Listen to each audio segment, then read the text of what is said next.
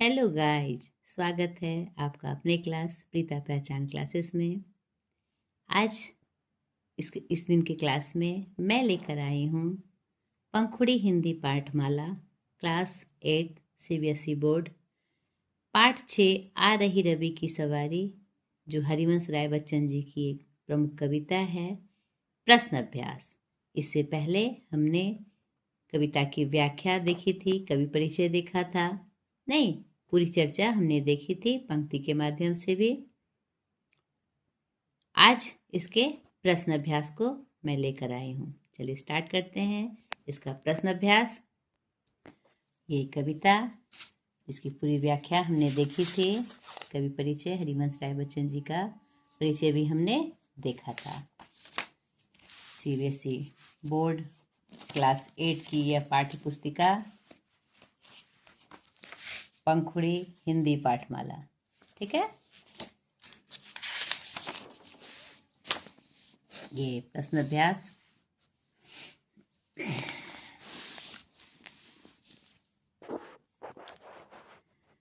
सोच कर बताइए, कविता में किसकी सवारी आ रही है?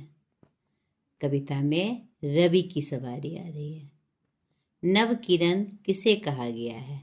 नव किरण सूर्य के आने के बाद जो रोशनी फैलती है सवेरे का, तो नव किरण हर रात के बाद का जो सवेरा होता है एक नए उजाले के साथ आता है। उसी को यहाँ पर नव किरण कहा गया। नव किरण से पथ सजा है, ठीक है। मैदान को छोड़कर कौन भाग रहे हैं? मैदान को छोड़कर तारे भाग रहे हैं। नहीं, जो पूरे रात भर आकाश में पूरे तारे छाए हुए थे, सूर्य के आने के बाद सूर्य के जो रथ सज के आ रहा है, सूर्य की रोशनी जो फैल रही है, तो तारों की फौज, यानी तारे मतलब अनगिनत संख्या में होते हैं, एक से अधिक संख्या में होते हैं आकाश में, तो उसे फौज के रूप में संबोधित किया गया है, ठीक है। लिख कर बताइए, सही उत्तर पर सही का निशान लगाइए। अनुचर का क्या अर्थ है? अनुचर का अर्थ है सेवक। बादलों को किसका अनुचर कहा गया है? बादलों को किसका अनुचर कहा गया है? तारों का, ठीक है। सॉरी, बादलों को सूरज का अनुचर कहा गया। अनुचर पूछ रहा है, नहीं, अनुचर सूरज का। अनुचर किसे कहते हैं? सेवक को। और ये बादल, ऐसा कविता की पंक्ति में हमने देखा था कि यहाँ पर देखिए, यहाँ पर बादलों से अनुचरों ने स्वर्ण की पोशाक धारी, आ रही रवि की सवारी।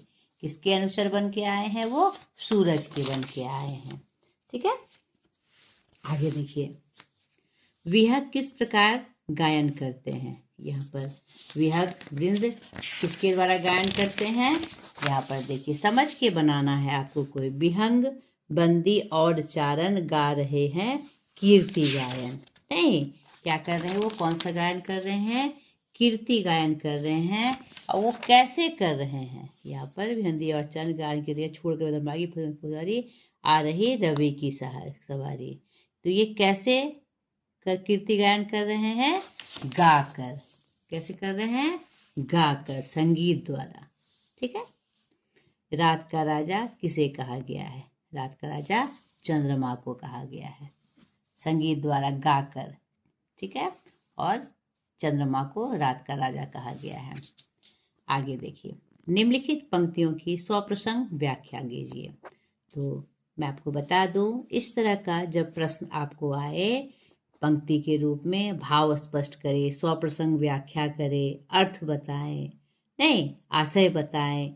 इस प्रकार का जब प्रश्न, चाहे वह कविता की पंक्तियां हो, चाहे गद्य की कोई पंक्तियां हो, तो सर्वप्रथम हम क्या करते हैं? पाठ का परिचय देते हैं, फिर लेखक या कवि का परिचय देते हैं। उसके बाद कविता अगर हो तो कविता का जो मुख्य संदेश है, मुख्य भाव है, उसको एक पंक्ति में बताते हैं, दो पंक्ति में बताते हैं, और फिर उसे संदर्भित करते हुए, उससे रिलेटेड करते हुए हम कविता की पंक्तियां बताते हैं, ठीक है। जैसे देखिए, नव किरण का रथ सजा है, कली कुसुम का पथ सजा है, बादलों से अनुचरों ने स्वर्ण की पोशाक धारी, आ रही रवि की सवारी। तो प्रस्तुत पंक्ति हमारी पाठ्य पुस्तक आ रही रवि की सवारी से ली गई है। अगर आप ये लिख सकते हैं, ये भी और अच्छे से अगर क्लियर करना चाहते हैं तो हमारी पाठ्य पुस्तक पंखुड़ी पाठमाला पुस्तक से ली गई है। ठीक है, जिसके कवि हरिवंश राय बच्चन जी हैं।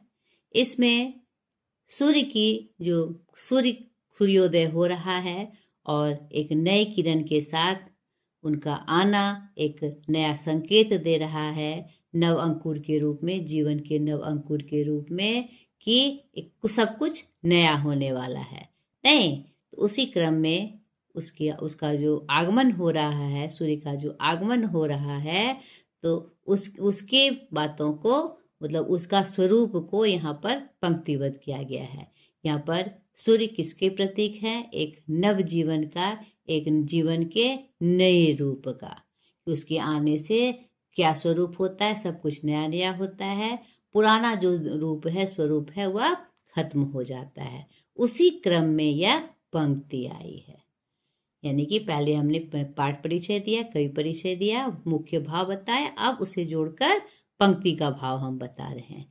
क्या है भाई? नव किरण का रथ सजा है।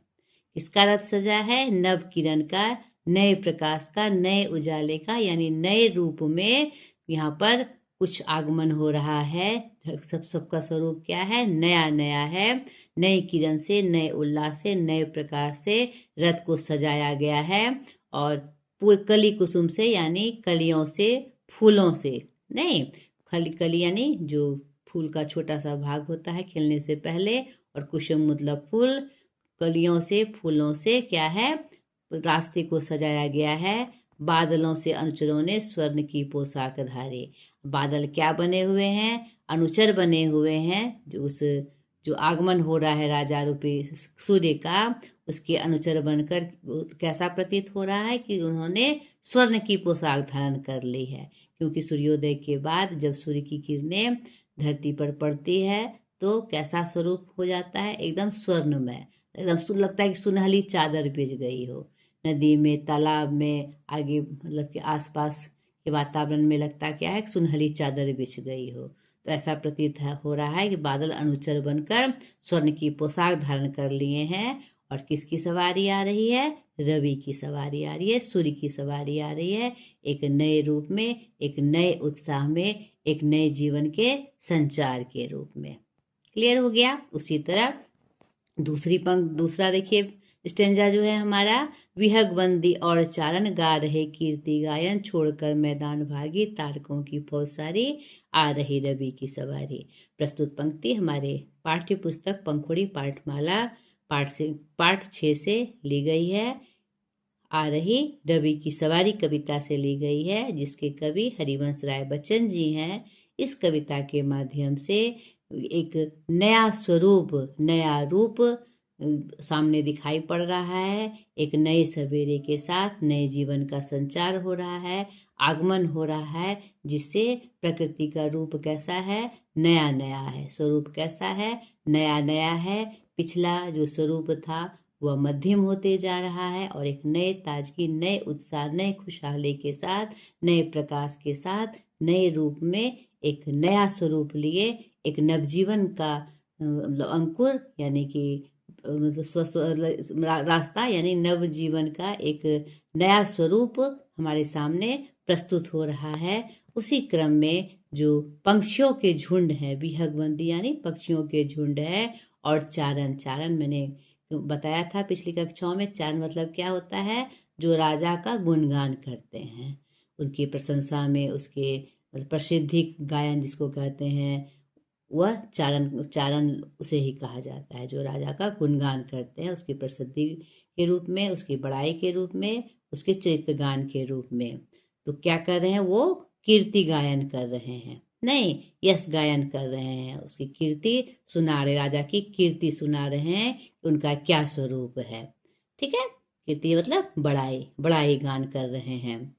छोड़कर मैदान भागी तारकों की फौज सारी। और सूर्य के आने से यहाँ पर मानवीकरण किया गया है तारों का। मानवीकरण क्या होता है? यानी प्राकृतिक चीज़ों को मानवीय क्रियाकलापों के रूप में जोड़ना। मानव जो क्रियाकलाप करते हैं, उठना बैठना दौड़ना चलना फिरना, तो प्राकृतिक चीज़ों को वैसा ही रूप जो दिया जाता है, चलने वाला दौड़ने वाला मानवीय रूप वाला, तो उसे ही मानवीकरण कहते हैं। यहाँ तारों का मानवीकरण किया गया है कि छोड़कर मैदान भागी तारकों की फौज सारी। सूर्य के आने से जो तारों की फौज थी पूरे आकाश में, वह क्या हुआ? भाग खड़ी हुई, यानी उसका अस्तित्व खत्म हो गया, उसका स्वरूप दिखाई नहीं पड़ रहा है। ऐसा क्यों हो रहा है? क्योंकि अब रवि की सवारी है, सूर्य की सवारी आ रही, एक तेज के साथ, एक नई किरण के साथ, एक नए उत्साह और सुंदर रूप के साथ। ठीक है। तीसरा प्रश्न है, निम्नलिखित प्रश्नों के उत्तर संक्षेप में दीजिए। लघु उत्तरीय प्रश्न, कविता में रवि का स्वागत किस प्रकार किया गया है? तो हमने कविता में भी देखा और अभी भी हमने देखा कि रवि का स्वागत नव किरण से रथ सजा के किया जा रहा है। नव किरण से, नए किरण से, नए प्रकाश से, नई ज्योति के साथ रथ को सजाया जा रहा है और आने वाले रास्ते को फूलों से, कलियों से सजाए जा रहे हैं। और ऐसा प्रतीत होता है कि बादल स्वर्ण पोशाक धारण करके अनुचर बने हुए हैं उसके, और आगे आगे मतलब पीछे पीछे चल रहे हैं और क्या कर रहे हैं? जो विहग बंदी हैं, पंक्षियों का जो झुंड है, उनके लिए कीर्ति गायन कर रहे हैं। मतलब चारण बनकर चारों तरफ क्या कर रहे हैं? कीर्ति गायन कर रहे हैं। और इस तरह से सूर्य का स्वागत किया जा रहा है। ठीक है। कविता की पंक्ति के माध्यम से ही आपको बताना है कविता में रवि का स्वागत किस प्रकार किया गया। कविता से ही आपको बताना है कि सूर्य का स्वागत कैसे हो रहा है। कविता में रवि की प्रशंसा में कौन गीत गाते हैं? कविता में रवि की प्रशंसा में इनकी यानी कीर्ति गायन यानी प्रशंसा गीत कौन कर रहे हैं? विहगबंदी और चारण नहीं, यहाँ पर पक्षियों के झुंड और जो उसके जो अनुचर हैं, जो चारण हैं, जो कीर्ति गायन करते हैं, हर तरफ से वह प्रशंसा गीत गा रहे हैं रवि का, सूर्य का। रात का राजा मार्ग में कैसे खड़ा है? रात का राजा जिसे जो चंद्रमा को प्रतीक स्वरूप बताया गया है, और वह किस रूप में खड़ा है? भिखारी बनकर खड़ा है। ठीक है। निम्नलिखित प्रश्नों के उत्तर विस्तार से दीजिए। दीर्घ उत्तरीय प्रश्न, लॉन्ग टाइप प्रश्न। ये ऊपर का प्रश्न 2-3 वाक्यों में आपको पूरा करना है, और ये जो प्रश्न है थोड़ा विस्तार से आपको बताना है। रवि के रथ का वर्णन अपने शब्दों में कीजिए। यहाँ पर रवि का रथ किस प्रकार से सजा है? नव किरण से नहीं, तो आपको बताना है अपने शब्दों में कि रवि के रथ का वर्णन कैसे करेंगे हम, कि रवि का जो रथ है, सूर्य का जो रथ है, एक नए किरण से सजा हुआ है, नए रूप में, नए प्रकाश के रूप में उसे सजाया गया है। ऐसा प्रतीत होता है कि चारों तरफ सुनहली किरणें चमक रही है, और जिससे वह रथ बहुत ही सुंदर और चमकीला प्रतीत हो रहा है। चारों तरफ से सूर्य के तेज से वह सुंदर स्वरूप में दिखाई पड़ रहा है। यानी कि रथ का क्या स्वरूप होता है? सुनहरी किरणों से जब उसे सजाया जाए, फूलों कलियों से उसे सजाया जाए, तो किस प्रकार का स्वरूप होगा, वो उसी से को आपको वर्णन करना है अपने शब्दों में। रात का राजा अपनी जीत पर अप्रसन्न क्यों है? स्पष्ट देखिए। रात का राजा अपनी जीत पर अप्रसन्न इसलिए है, यहाँ पर रात का राजा चंद्रमा को कहा गया है, क्योंकि वह जानता है कि आज रात में मेरी सत्ता है, क्या मेरा अस्तित्व है, लेकिन जब सवेरा होगा और जब सूर्य की किरणें उगेंगी, सूर्य जब सामने आएगा दिन में, तो फिर मेरा अस्तित्व क्या होगा? खत्म हो जाएगा। मेरा अस्तित्व रात भर के लिए ही है। इसीलिए वह राजा बनकर, रात का राजा बनकर, जब चांद की रोशनी रात में चमकती है, तो चारों तरफ का जो माहौल होता है, रूप होता है, बहुत ही सुंदरतम होता है। चांदनी रात में लोगों का मन प्रफुल्लित होता है, चारों तरफ चांद अपनी रोशनी बिखेर कर सबको सम्मोहित करता है। ऐसा प्रतीत है कि वह रात का राजा बनकर और क्या कहते हैं सिंहासन पर बैठकर अपने चमक से अपनी रोशनी से सबको क्या कर रहा है, एकदम क्या सम्मोहित कर रहा है।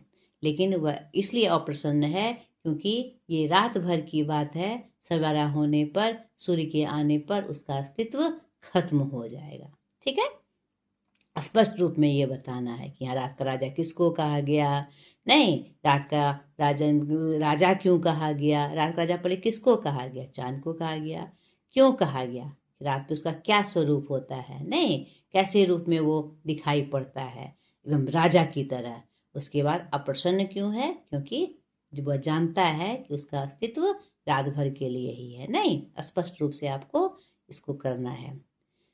गौर नंबर इस कविता का संदेश अपने शब्दों में लिखिए। जैसा हमने कविता की अंतिम की पंक्तियों में देखा था, इसके भाव से भी हमने जाना कि कविता का मुख्य संदेश क्या है कि हर दिन एक नए रूप में एक नया संदेशा, एक नया स्वरूप लेकर आता है और सब चीज़ नया होने को होता है।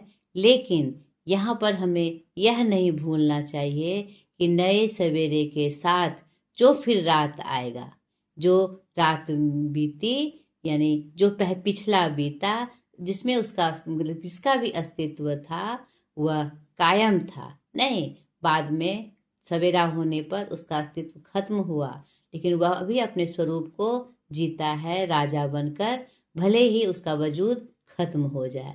और यहाँ पर स्पष्ट रूप से यह संदेश है कि कोई भी नया पद पाने के बाद, कोई भी नई चीज पाने के बाद अपने आप पर इठलाना नहीं चाहिए, क्योंकि उसका जो अस्तित्व है वह क्या होता है, क्षणभंगुर होता है। वह आने वाले नए स्वरूप में फिर वह खत्म हो जाता है। इसीलिए उसके लिए इठलाना नहीं चाहिए, इतराना नहीं चाहिए, अहंकार नहीं करना चाहिए। और यहाँ पर यह भी संदेश कि अगर आज नहीं है तो कल वह आपको प्राप्त भी हो सकता है। नहीं, कुछ भी हो सकता है, कुछ भी संभव है। आज अगर कष्ट में है तो कल सुख आएगा, और आज आपका वर्चस्व है, अस्तित्व है, तो कल वह मिट भी सकता है। तो समय के साथ जैसी परिस्थिति आए उसको स्वीकार करना चाहिए, हर तरह से स्वीकार करना चाहिए। मतलब अपनी स्थिति को ही अंत नहीं मानना चाहिए। वह परिवर्तनशील है और समय के साथ वह परिवर्तित होता है। इसीलिए हर स्थिति में समान रहना चाहिए, एक समान रहना चाहिए। इसका मुख्य संदेश यही है। कविता में मानवीकरण के प्रयोग होने वाले कुछ पंक्तियाँ ढूंढ कर लिखिए। तो यहाँ पर हमने देखा है बहुत सारी पंक्तियाँ ऐसी है जो मानवीकरण के रूप में आई है। बादलों से अनुचरों ने स्वर्ण की पोशाक धारी। बादल कहीं स्वर्ण की पोशाक पहनते हैं, यहाँ पर मानवीकरण किया गया है। यहाँ पर देखिए, विहंगवंदी और चन गा रहे कीर्ति गायन। पक्षी गीत नहीं गाते, यह भी मानवीकरण है। छोड़कर मैदान भागी तारकों की फौज सारी, वह फौज के रूप में मानवीकरण उसका किया गया है। नहीं, तो यहाँ रात का राजा खड़ा है राह में बनकर भिखारी, तो भिखारी बनकर बन गया है, यानी रात का राजा यहाँ चंद्रमा को संबोधित किया गया है, यहाँ पर उसका भी मानवीकरण किया गया है। ये सब कुछ पंक्तियाँ हैं जो मानवीकरण के रूप में है। मैंने स्पष्ट किया, मानवीकरण का मतलब प्राकृतिक चीज़ों का मानवीय क्रियाकलाप के रूप में उसको दर्शाना। ठीक है, तो यहाँ पर ये खत्म हुआ। व्याकरण बोध में संबंध बोधक के बारे में आपको बताया गया है। संबंध बोधक किसे कहते हैं, जो अविकारी शब्द संज्ञा या सर्वनाम का संबंध आपस में जोड़ते हैं।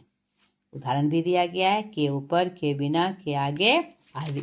उसी क्रम में आपको यहाँ पर रिक्त स्थान की पूर्ति संबंध बोधक शब्दों से करनी है।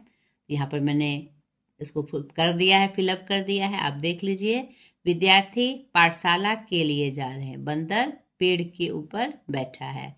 सामिया के लिए शिवानी बैठी है। मैं के बिना आर्यन नहीं चलेगा यानी ना के अर्थ में था, इसलिए के बिना लिखा मैंने। माँ ने हमें पंचतंत्र हितोपदेश के बारे में बताया। ठीक है, दिए गए शब्दों को भाववाचक संज्ञा में बदलिए। यहाँ पर भाववाचक संज्ञा में बदलना है इसको। मधुर, मधुरता भाव है ये।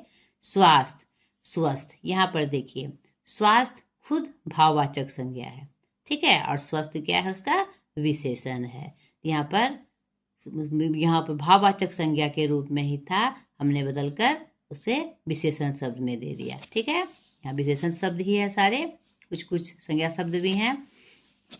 आलसी, आलस्य, पशु, पशुता, अपना, अपनापन, चालाक, चालाकी, यानी आपको भाव बताना है, उस शब्द को भाव रूप में परिवर्तित कर देना है, ठीक है। कविता में समान तुक वाले शब्दों का प्रयोग हुआ है, जैसे सारी, सवारी, इन शब्दों के तुकांत शब्द लिखिए। तुकांत मतलब क्या होता है, जैसा शब्द है उसी जैसा मिलता जुलता, यानी जो उसका अंत है उसी के जैसा मिलता जुलता हो, तुकांत हो, यानी तुक एक जैसा हो, दोनों का अंत क्या हो, एक जैसा हो। रवि, कवि, दाएं, बाएं, रात, भात, कली, मली, बंदी, मंदी, ठीक है, नंदी भी हो सकता है, जो हमारे शिव का वाहन है। भिखारी, शिकारी, अंत में री, दी, दी, ली, त, य, वी, ठीक है, समझ में आ गया।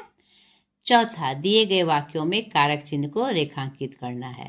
कारक जो संज्ञा या सर्वनाम का संबंध वाक्य में अन्य चीजों से बताए उसे हम कारक कहते हैं, और कारक अपने चिन्हों के द्वारा जाना जाता है। ये आपको पता है, नहीं पता है तो हमारे वीडियो में व्याकरण सत्र में जाकर कारक का पूरा वीडियो आप जरूर देख लीजिएगा, आपको बहुत हेल्प मिलेगा।